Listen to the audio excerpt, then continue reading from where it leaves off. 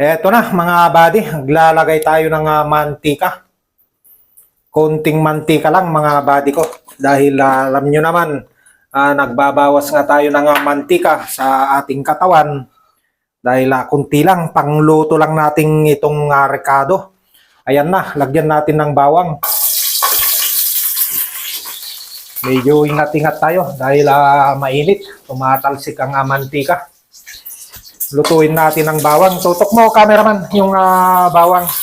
Kapag nag-brown na, pwede na ito. At ilagay pa natin yung mga ibang rekado. Ito, ilagay na natin ang maraming luya para mas mabango.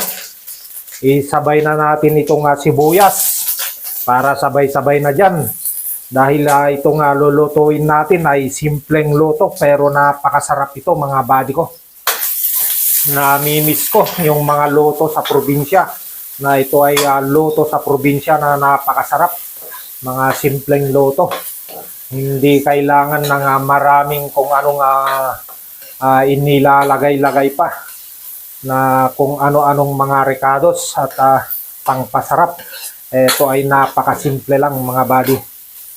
Ayan. Kapag alam na natin na medyo nagbago na ang kulay, ang kanyang rekado, tutok mo cameraman para makita nila. Ayan. Ilagay na natin yung mga ibang mga ingredients para ito ay makita na natin kung ano yung totoo. At malalasaan na natin, kakain na tayo ulit ng masarap na ulam. Masarap pa rin magkamay nito. Dahil alam nyo na, kapag yung ilalagay natin na pinaka masarap na karne ng isda na prinito ko. Eto na, tignan nyo mga buddy. Ilalagay na natin yung isda. Eto. Yung maliliit, itira lang natin dahil ay sasawag natin sa gulay mamaya. Etong medyo malaki-laki na hiwang, ilagay natin. Ayan. Isama natin yung kanyang ulo para masarap na masarap.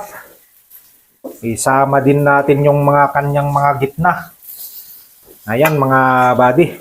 Yung mga rekado nasa ilalim, tapos mamaya-maya kapag kumulo, balik na rin natin. Kailangan dahan-dahan ang pagkakaluto dito dahil kapag hindi natin iningatan, medyo may tendency na madudurog-durog mga buddy ko.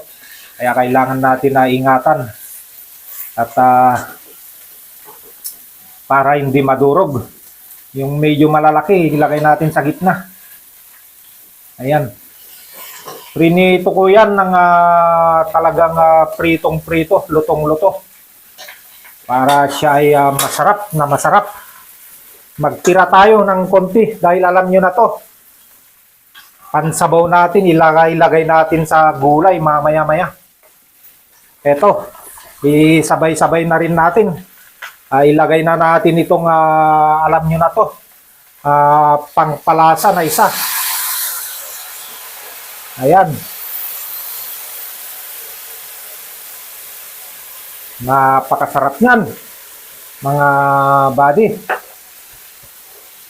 Maglalagay tayo ng honey kung tawagin. Ito mga buddy, honey. Mga 3 kutsara.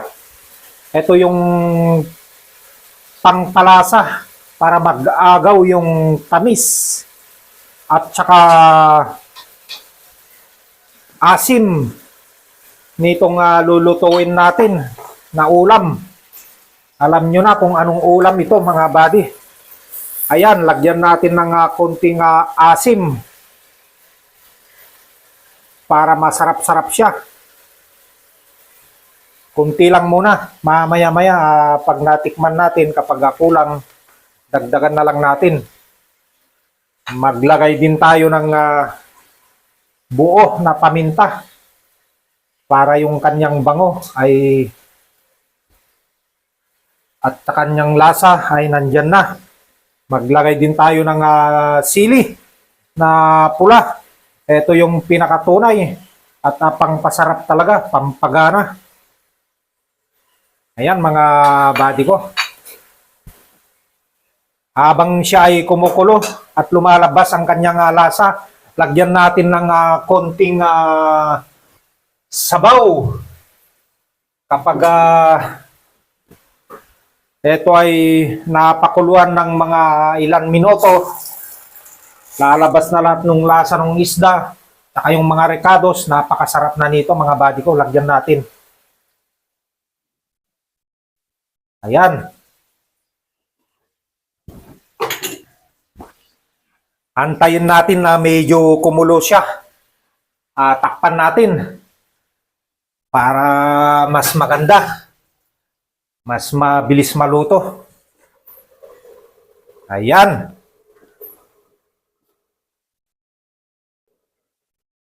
Eto na, tignan natin dahil kumukulo na. Tutukan mo cameraman, yung kulo. Ayan, napakasarap mga buddy. Tignan mo nga. Talagang kumukulo, lumalabas yung kanyang lasa. Sigurado kapag nagkamay-kamay tayo nito ay taob na naman ng isang kaldero. Talagang masisira na naman ang diet natin. O, tignan mo nga. O, cameraman, o, tignan mo. Napakasarap, medyo malapot-lapot siya. Ibabaw natin yung mga kanyang mga lasa para ito ay maluto na. Ayan. Ilagay na natin yung kanyang dagdag pampalasa. Alam nyo na to mga buddy. Ayan oh, yung dagdag pampalasa. Ilagay na natin lahat yan. Nakalimutan ko bumili kanina. Eksakto lang yan dahil sa irin natin, ilagay na natin. Eksakto lang yan dahil alam nyo naman yung mga ganyan na bagay kailangan konti-konti lang. Huwag masyadong madami. Ayan. Napakasarap nito. Ayan. Tignan nyo mga buddy, yung kulo niya, nandyan na, lumalabas na. Talagang mapapakain tayo ng mas maaga nito, pero dagdagan natin ng konting sabaw. Habang ito ay niluluto pa, at saka lalabas yung kanyang mga lasa. At pakuluan pa natin ng sa panandalian minuto para mas masarap. Dagdagan lang natin konting-konting sabaw lang mga buddy. Ayan. Ayan. Eksaktong-sakto na yan. Tapos takpan natin uli. At antayin natin mga ilan minuto lang. Luto na yan mga buddy ko. Lakasan natin konti ang apoy para ito ay makakain na. Ayan, kumulo na.